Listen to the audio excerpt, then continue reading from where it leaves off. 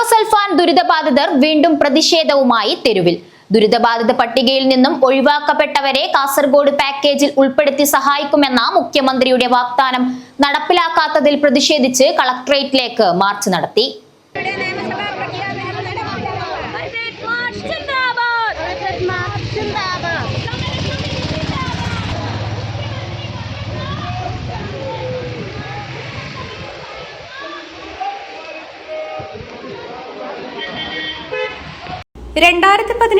April മാസത്തിൽ നടത്തിയ പ്രത്യേക മെഡിക്കൽ ക്യാമ്പിൽ നിന്നും വിദഗ്ധ ഡോക്ടർമാർ 1905 ദുരിതബാധിതരെ കണ്ടെത്തിയെങ്കിലും പിന്നീടത് 287 ചുരുക്കുകയായിരുന്നു.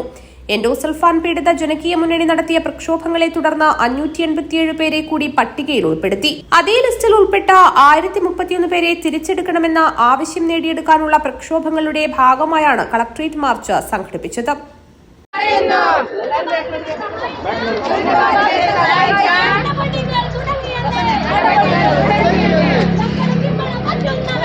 എൻഡോസൾഫാൻ ദുരിതബാധിതരിൽ നിന്ന് കാരണമില്ലാതെ ഒഴിവാക്കപ്പെട്ടവരെ കാസർഗോഡ് പാക്കേജിൽ ഉൾപ്പെടുത്തി സഹായിക്കുമെന്ന് മുഖ്യമന്ത്രി നിയമസഭയിൽ പറഞ്ഞിട്ടും ഫലമില്ലെന്ന് പ്രതിഷേധക്കാർ പറഞ്ഞു.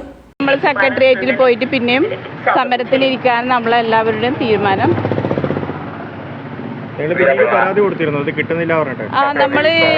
നമ്മളെ വിളിച്ചിരുന്നു, ഇവിടെ പിന്നെ ഡെപ്യൂട്ടി കളക്ടർ വിളിച്ചിരുന്നു. അപ്പോൾ നമുക്ക് നമ്മളെ ഭാഗത്തുനിന്ന് കേൾക്കാൻ തയ്യാറായതല്ലാതെ നമുക്ക് ഒന്നും തരാനുള്ളൊരു വാഗ്ദാനങ്ങൾ നൽകിയിട്ടില്ല.